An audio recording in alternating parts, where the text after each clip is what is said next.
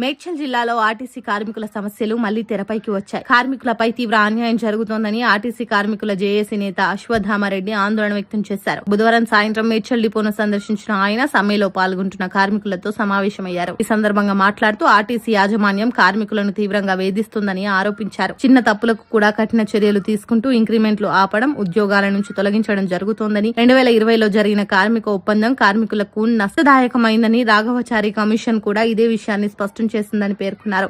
అలాగే ప్రభుత్వం కార్మికుల సమస్యలను పట్టించుకోవడంలో విఫలమైందని విమర్శించారు. ఆర్టీసీని ప్రభుత్వంలో విలీనం చేయాలని, పెండింగ్ లో ఉన్న 2 పీఆర్సీ బకాయిలను వెంటనే చెల్లించాలని డిమాండ్ చేశారు. యూనియన్ పునరుద్ధరణకు అనుమతి ఇవ్వాలని కూడా కోరారు. డిమాండ్లు నెరవేర్చే వరకు పోరాటం కొనసాగుతుందని హెచ్చరించిన జేఏసీ నేతలు సమ్మెకు మద్దతు తెలిపిన అవుట్ సోర్సింగ్ ఉద్యోగులకు కృతజ్ఞతలు తెలిపారు.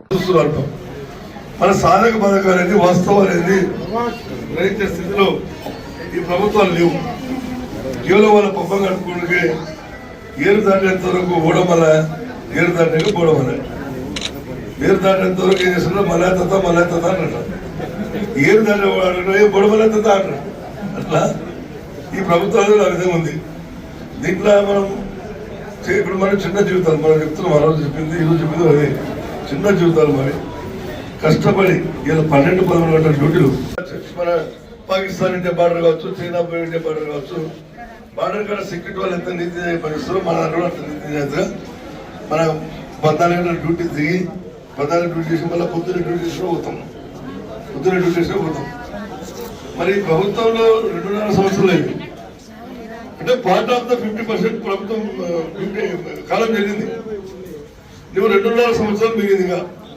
2.5 సంవత్సరాల్లో 21 పీఆర్సీ ఎప్పుడు ఇస్తావు, 25 పీఆర్సీ ఎప్పుడు ఇస్తావు, ప్రభుత్వాలు విలీనం ఎప్పుడు ఇస్తావు, యూనియన్ల పునరుద్ధరణం, కేజీ టు పీజీ విద్యను, చాలా అంశాలు మీరు ఇచ్చిన మేనిఫెస్టో పెట్టిన అంశాలను పరిష్కరించమని చెప్తున్నాము.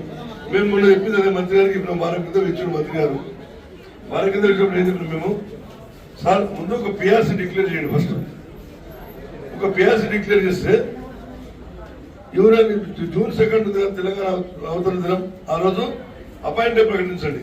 ఇది ఆర్టీసీకి విలీనంలో వీళ్ళకి అపాయింట్ ప్రకటించండి. అదేవిధంగా అసమర్థ ఎన్నికలు నిర్వహించండి.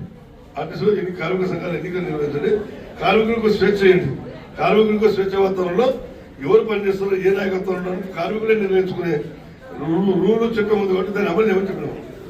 నాకు 2 రోజులు టైం ఏమన్నా 2 రోజులు 3 రోజులు మళ్ళీ మొన్న వెళ్ళాము. వెళ్తే ఫైనాన్స్ మినిస్టర్ లేడు, ఫర్నిచర్ లేడు, చెన్నైలో ఉన్నాడు. మరి ఏం చేయలేదు, తప్పని పరిస్థితులు మేము కూడా సమ్మెకు మద్దతు తెలిపాం. చివరి వరకు ప్రయత్నం చేసినాం. ఫస్ట్ స్టార్టింగ్ లో మేము కూడా సమ్మె అవుతున్న పరిస్థితులు బాలేవు. 3,300 బస్సులు ప్రైవేట్ బస్సులు ఉన్నాయి, ఎన్ని ఇబ్బందులు అని చెప్పినాము.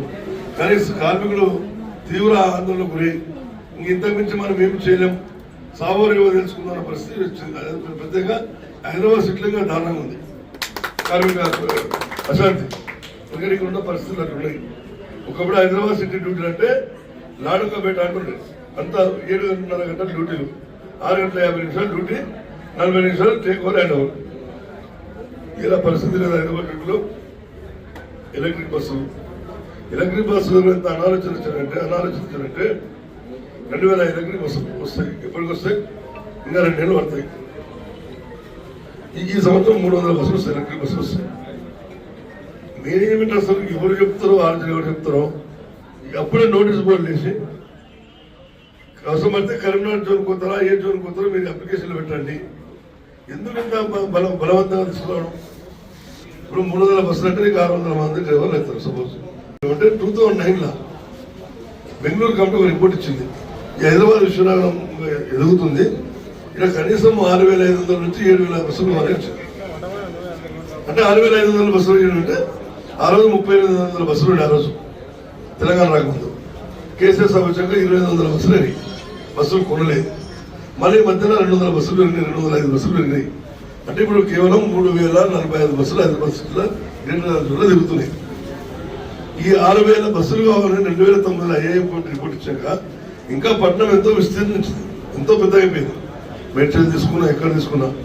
కాబట్టి ఒక 7,500 నుంచి 8,000 బస్సులు అవసరం ఇక్కడ ప్రజలకు అవసరం. బెంగళూరులో 7,500 బస్సులు తిరుగుతున్నాయి. బెంగళూరు టౌన్ 7,500 సేమ్ బెంగళూరు మన పాపులేషన్ ఒకటి. మరి అక్కడ 8,500 తిరుగుతున్నప్పుడు ఇక్కడ 3,000 మందితో మనం ఏ విధంగా మనం భర్తీ చేయగలుగుతాం?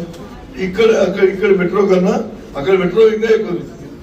కాబట్టి ఇవన్నిటికీ మనం చెప్పిన 2000 కరెంటు బస్సులు రాని మాకు అభ్యర్థన. నువ్వు 2000 బదులు ఇంకో 3000 బస్సులు పెంచుకో, నీకు సౌకర్యం ఉంది. ఊర్లు పెరిగినాయి, కాలనీలు పెరిగినాయి. కొంత ఒక 15 డిపోలు హైదరాబాద్ సిటీలో ఏళ్ళ ప్రపోజల్ ఉంది. గతంలో 15 డిపోల బస్సులు పెడితే నీకు ఎంతమంది స్టాఫ్ పెరుగుతారు? 15 డిపోలతో మన 29 మంది స్టాఫ్ పెరుగుతారు. ఒక్కొక్క డిపోకు ఒక 100 బస్సులు లెక్కేసుకున్నా కూడా 1500 బస్సులు అవుతాయి. నువ్వు 1500 బస్సులు కొనాలి. ఇలా డ్వాక్రా మహిళల పేరులో బస్సులు కొంటున్నారు. 5% ఇంట్రెస్ట్ ఇస్తారు బస్సుల కొనుగోలుకు. బస్సుల కొనుగోలు ఏంటంటే 5% ఇంట్రెస్ట్ ఇస్తారు. వాళ్ళని డ్వాక్రా మహిళలకు లాభము 15% మనం కట్టమంటారు. మాకు అభ్యంతరం మహిళలకు కానీ ఎవరు ప్రభుత్వం భరించాలి, మాకే అవసరం. ఇప్పుడు మన వంటసుడు ఇక్కడ దానం చేసినట్లు ఇప్పుడు నువ్వు 5% నీ బస్సు ఉద్దరికి రెడీ ఉన్నాడు, 5% ఇంట్రెస్ట్ ఉన్నాడు. ఎందుకు మేము 15% కట్టాలి ఇంట్రెస్ట్? ఎవరిలో పడుతుంది ఆర్థిక భారం? ఆర్టీసీ 600 బస్సులు ఆర్టీసీలో పడుతుంది.